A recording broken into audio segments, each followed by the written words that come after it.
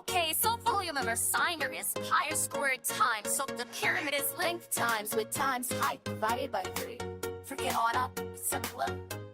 You only need to ask one question. Staring at the shapes on the paper white, got a box that get a pyramidal says so many formulas, mathematical haste. But Mr. Gamboa showed us how to cut through them. He said, don't you worry, don't you even stress, just slip the shape and put it to the test. One simple question, that's the golden key to unlock the volume for you and for me.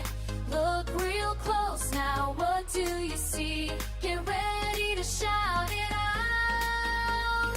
1, 2, 3. Is it a stack or a point? That's the choice you make. If it's a stack standing tall, base times height, it's a point reaching high. Divide by 3. Is it a stack or a point? For goodness sake, from a base to a base. Base times height, from a base to a peak. Divide by 3. Now we know the code. Letting up below. A center, a cube, a shipping box you pack.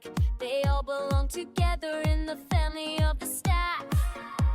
A party hat, a volcano, a pyramid so grand. They all rise up to a single point you understand. One simple question, that's the golden key to unlock the volume for you and for me. Look real close now, what do you see?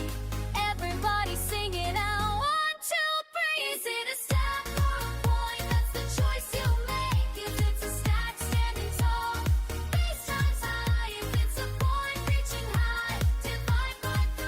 Is it a stack or a point? For goodness sake, from a base to a base. Base times high, from a base to a peak. Divide by 3.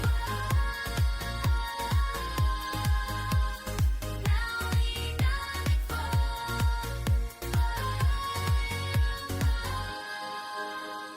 Think of the base, just one flat space. Stack it up high, you're winning the race. That's a prism. But if it tapers, getting smaller at the top, it's just 1/3